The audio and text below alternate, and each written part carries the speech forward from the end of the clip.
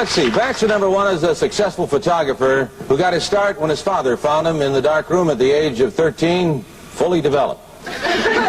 Between takes, he might find him skydiving or motorcycling. Please welcome Rodney Alcala. Rod, welcome. And it's time to meet our young lady for game number... Under the hot lights of a 1978 game show stage, Rodney Alcala smiled, flirted, and charmed his way into the hearts of millions.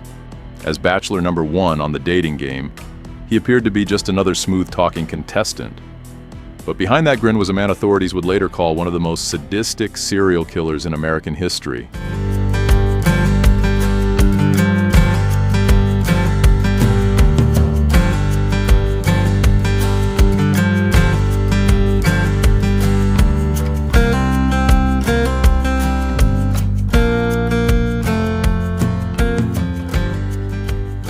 Rodney Alcala was born in 1943, the son of a fractured home and a childhood marked by turbulence.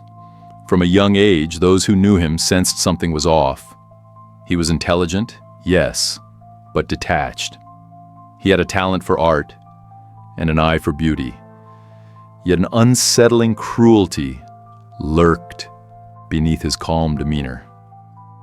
He was known to harm animals, a sinister signal often ignored, but one that would later gain grim significance. After high school, Alcala joined the U.S. Army, where he served until suffering a nervous breakdown. Military doctors diagnosed him with antisocial personality disorder, an early warning that went unheeded. Discharged from service, Alcala returned to civilian life with a clean record visible to the public. The predator was already forming, but society saw only his potential. He enrolled at UCLA and later studied film under Roman Polanski at NYU, appearing to those around him as a sophisticated, well-spoken man with a creative streak. He dressed sharply, spoke eloquently, and navigated social circles with practiced ease. But every compliment, every connection, was part of a calculated facade. Alcala discovered photography, not as an art, but as a weapon. He carried a camera like a magician wields a wand, using it to gain trust, to flatter, to lure. He posed as a professional photographer, offering young women and girls modeling opportunities, often accompanied by a business card and a polished pitch. His act worked.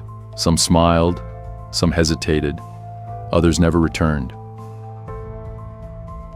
To many, he seemed the embodiment of a modern man, cultured, charming, creative.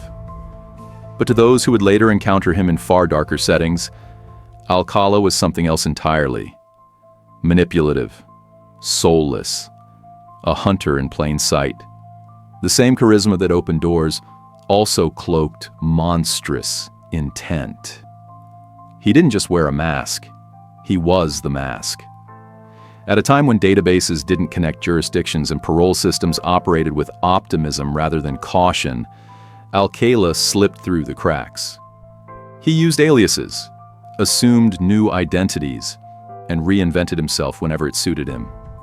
He was more than a con artist. He was a chameleon with deadly intent. Behind the camera, Rodney Alcala wasn't capturing memories. He was stalking victims. The lens he used wasn't a creative tool. It was bait. And the charm that disarmed so many would soon become the subject of headlines drenched in horror. The women who sat before his camera didn't know they were looking into the eyes of a man who saw them as prey. They thought they were stepping into opportunity. In reality, they were walking into a nightmare that no one, not the authorities, not the courts, not even their families, had been equipped to stop. Not yet. Rodney Alcala's charming exterior began to crumble in 1968, revealing the predator beneath. That year, he approached 8-year-old Tali Shapiro on her way to school in Los Angeles. Posing as a kindly stranger, he convinced her to enter his apartment. Fortunately, a witness sensed something was wrong and alerted the police. When officers forced their way inside, they found Tali gravely injured, but alive. Alcala had already fled. This harrowing event marked the beginning of a years-long manhunt.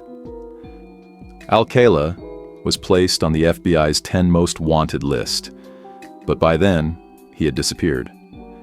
Using the alias John Berger, he fled across the country and secured a job at an arts camp for children in New Hampshire.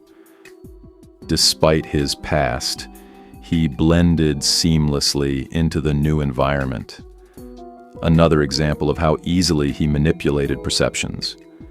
He was eventually recognized by 2 campers who had seen his photo on a wanted poster. Arrest followed, but justice fell short. Alcala was convicted of assault, not attempted murder, and sentenced to less than 3 years in prison.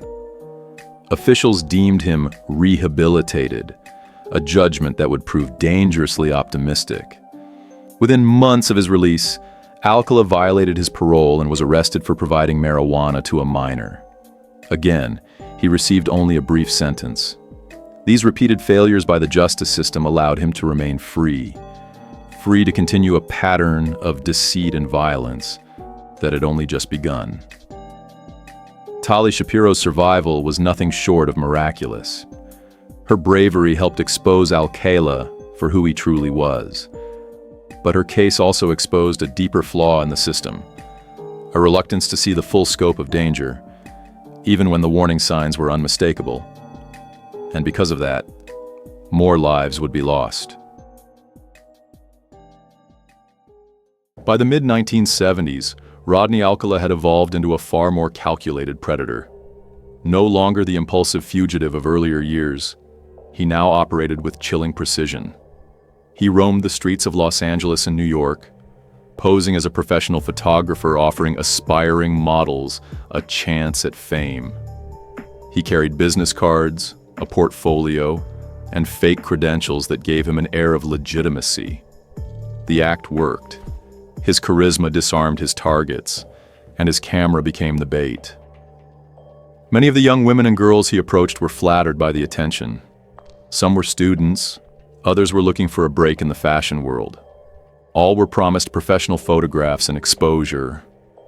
But behind the lens, Alcala's intentions were far more sinister. Victims who agreed to be photographed were often invited to remote locations or his apartment. Some never returned. Others survived the encounter, unharmed or so they thought, never realizing how close they had come to danger. This unpredictability helped Alcala avoid suspicion, even as bodies began turning up in wooded areas, canyons, and along hiking trails. The police eventually began connecting the dots. The strangulation method, the secluded locations, the missing girls who had last been seen with a man claiming to be a photographer. Autopsies revealed a disturbing signature. Alcala often strangled his victims until they lost consciousness, revived them, and repeated the process. This sadistic cycle wasn't just about killing. It was about control, domination, and psychological torment. Investigators would later describe his behavior as playing with his prey. What made Alcala uniquely dangerous was his ability to manipulate not just individuals, but entire systems. One state didn't always know what another did.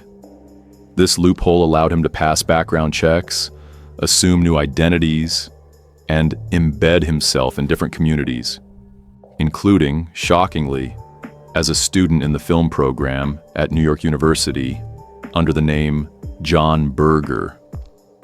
This chapter in Alcala's life reveals more than just the horrors of his actions.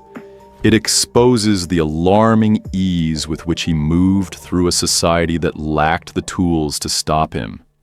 He was reinventing himself at every turn, fooling parole officers, employers, educators, and most tragically, the women who thought they could trust him. Behind the camera was a man who didn't just crave violence, he craved power over perception. And until the system caught up with him, Rodney Alcala would continue to hide in plain sight, cloaked in charm and armed with a lens. In 1978, Rodney Alcala's double life collided with national television in one of the most surreal moments in true crime history. He appeared as Bachelor Number 1 on The Dating Game, a popular TV show where a bachelorette would choose between 3 suitors hidden behind a wall, based solely on their answers to flirtatious questions. Their name, age, occupation, or income, okay? And we're going to start by having them say hello to you and see how they sound. Number 1, would you say hello to Cheryl, please? We're going to have a great time together, Cheryl. Okay, and here we go. Bachelor number 1. Yes. What's your best time? The best time is at nighttime, Why do you say that? because that's the only time there is. The only time? What's wrong with morning, afternoon? Well, they're okay, but nighttime's when it really gets good. Then you're really ready. I'm a drama teacher, and I'm going to audition each of you for my private class. Bachelor number 1. You're a dirty old man. Take it. Oh, come on, over here.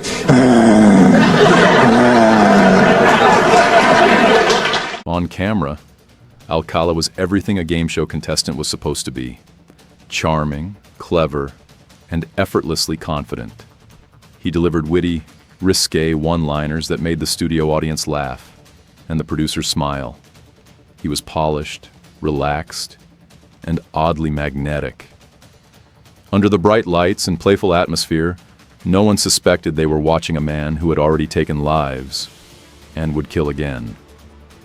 The bachelorette that night was Cheryl Bradshaw, an aspiring actress.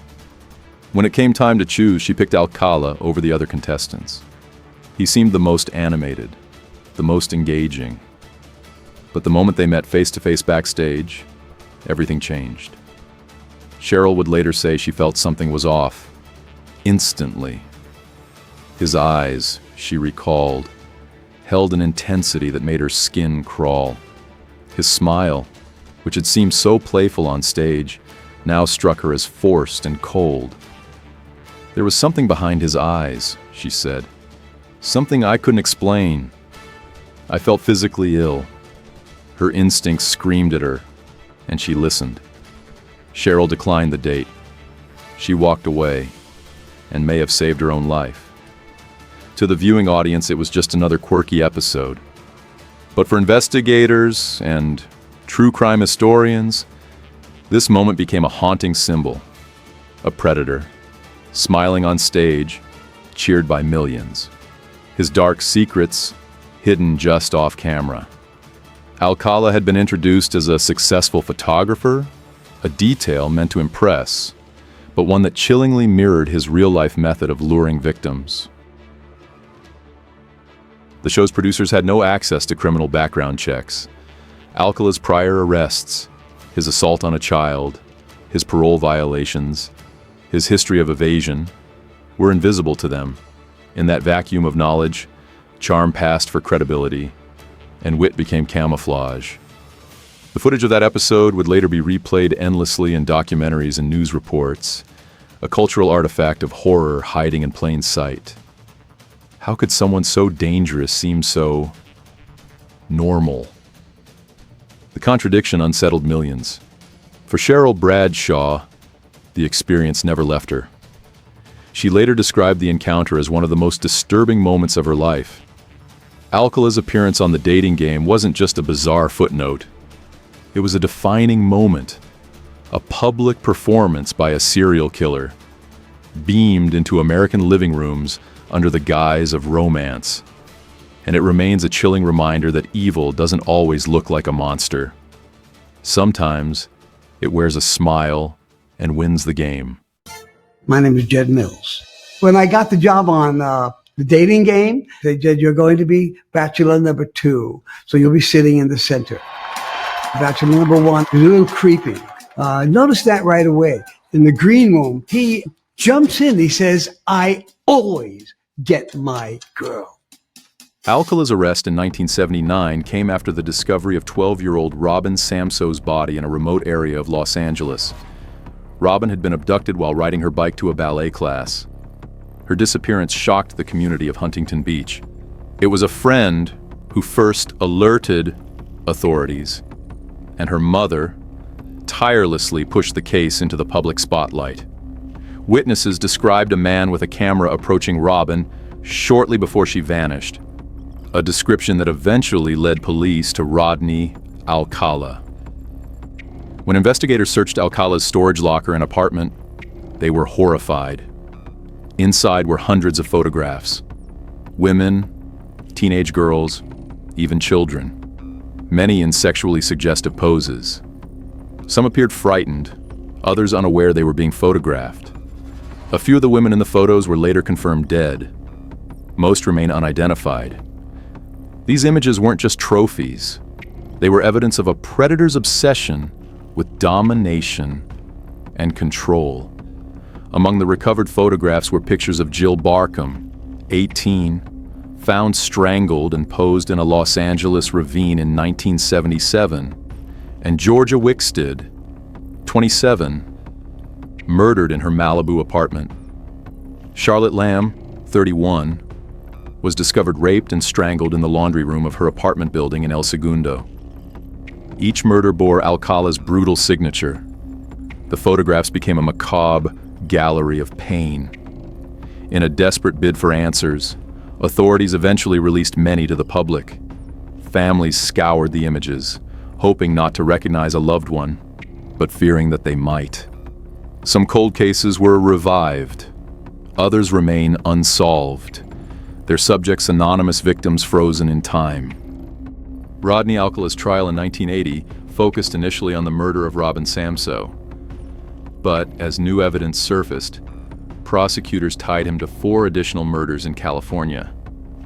At trial, Alcala made the chilling decision to represent himself, cross-examining witnesses, including the mother of Robin Samso. His courtroom performance was erratic and narcissistic. He rambled, posed questions that made little sense. The evidence against him was overwhelming. DNA linked him to multiple victims, and several of the photographs recovered from his storage locker matched women listed in cold case files. Survivors also testified. Women who had narrowly escaped his grip shared haunting details of how he had lured them in, pretending to be a professional photographer before revealing his sadistic nature. Despite years of appeals and retrials due to procedural mishandling, Alcala was eventually convicted of 7 murders.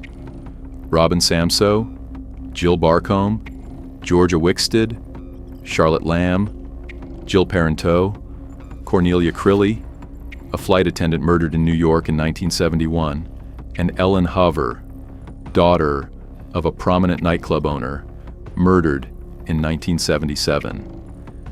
These last 2 cases linked him across coasts. Even behind bars, Alcala never expressed remorse. He offered no explanations, no confessions, no clues about the dozens, perhaps hundreds, of women and children whose faces were captured by his camera. In July 2021, Alcala died of natural causes while on death row. His secrets died with him.